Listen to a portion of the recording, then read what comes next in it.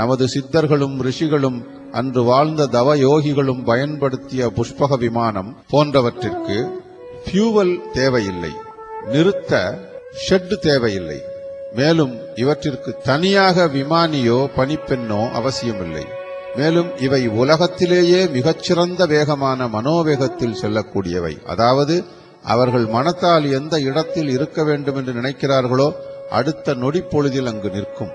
இது நமது பாரதத்தில் நடந்த உண்மைகளாகும். வேதங்களோ இதிகாசங்களோ ஒருபோதும் பொய் சொல்வதில்லை. அவற்றில் சொல்லப்பட்டவை யாவும் சத்தியமான சம்பவங்கள் என்பதில் ஐயமும் தேவையில்லை.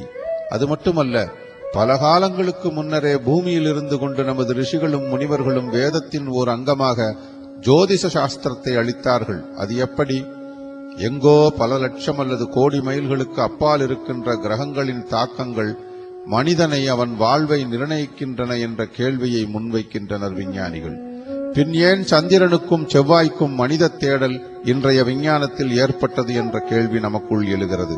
மனித உடலுக்கு ஆத்மா எவ்வளவு முக்கியமோ அவ்வளவு முக்கியம் உடல் என்ற பூமிக்கு ஆத்மா என்ற சூரியன், மனம் என்ற சந்திரன், இரத்தம் என்ற செவ்வாய், நரம்பு என்ற புதன், சதை மற்றும் மூளை என்ற புலன்களை கட்டுப்படுத்தும் குரு.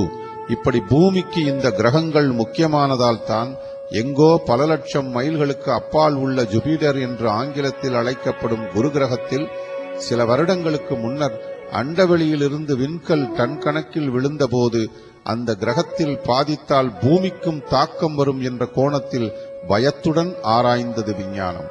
இதை நாம் கண்கூடாக கண்டோம். மேலும் இதையே நமது சித்தர்கள் அண்ட தத்துவத்திற்குள் பிண்ட தத்துவம், பிண்ட தத்துவத்திற்குள் அண்ட தத்துவம் என மிக எளிமையாக கூறிவிட்டார்கள். இந்த பிரபஞ்சமானது ஒரு அணுவிற்குள் உள்ள புரோட்டான், நியூட்ரான், எலக்ட்ரான், இன்னும் பல கண்டுபிடிக்காத சங்கதிகள் அடங்கிய தொகுப்புதான் என மெதுவாக நமது விஞ்ஞானிகள் ஒப்புக்கொண்டு வருகிறார்கள் என்றே சொல்ல வேண்டும். பூமிக்கும் இந்த பிரபஞ்சத்திற்கும் எல்லையற்ற தொடர்பு உண்டு.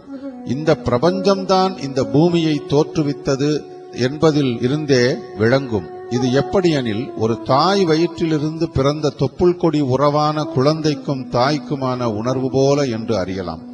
எனவே பூமிக்கும் இந்த பிரபஞ்சத்தில் பூமிக்கு மிக அருகாமையில் உள்ள இதன் உறவுகளான சூரிய மண்டலத்தில் இருக்கும் சூரியன் முதலான கிரகங்களுக்கும் நிச்சயம் பரஸ்பரம் நெருங்கின தொடர்பு உண்டு என்பது விஞ்ஞானபூர்வமாகவே விளங்கும்.